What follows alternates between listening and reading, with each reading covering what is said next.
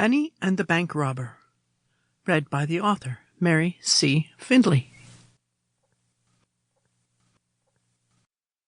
Prologue. The Empty Look of Death. 10-year-old Benny Richardson pushed his dripping brown hair out of his brown eyes and squinted into the heavy Market Street downpour in the heart of Philadelphia. A flood of people, wagons, carts, and horses pressed close around them. Benny tugged the black sleeve of his tall, lean father's black coat and flung out his small arm. Benny's brown blazer sleeve became soaked almost immediately, and he pulled it back under his father's huge black umbrella. "There's Mother!" Benny scuffed his toes on the curb, feeling like a racehorse, impatient to begin running. He stopped himself before Jonathan Richardson's brown eyes, which rarely missed anything in spite of the thick, gold-rimmed spectacles he wore, could see what he was doing, and Benny would be reminded again of how dear shoe leather was. It seemed to Benny that someone who taught at the University of Pennsylvania, like his father did, should be rich and not have to worry about the cost of shoes.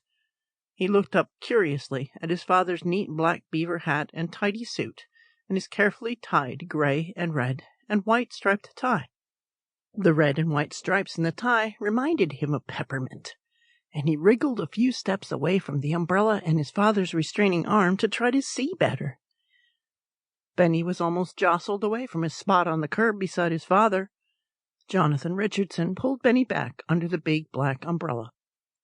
Through the downpour, they waved toward Mr. Payne's grocery store awning, where stood a little blur in a dark cloak. A pale blue dress and straw bonnet just peeked out as a small, slender arm waved back. Benny tried to squint harder, but it was impossible to see his mother's brown wicker market basket at all, much less tell whether any peppermint sticks were in it.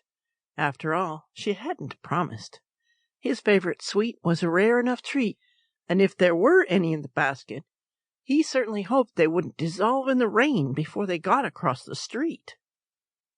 "Father, do you think she got the peppermint sticks?" Benny asked as he pulled his coat closer around him. "Ah, you see across that street the sweetest, prettiest, best lady on earth, my boy," his father laughed. "How can you ask about mere candy? Aren't we lucky God gave her to us?" "But I like peppermint sticks," grunted Benny. "Hold on tight, Ben," Jonathan shouted to his son as he glanced around and stepped into the street, pulling Benny after him. A crush of bodies and deafening thunder of hoofs and wheels on the cobblestones swept in on them and tumbled them like twigs in a swollen river. Out of the general din, Benny heard a sudden, terrible... Sample complete. Ready to continue?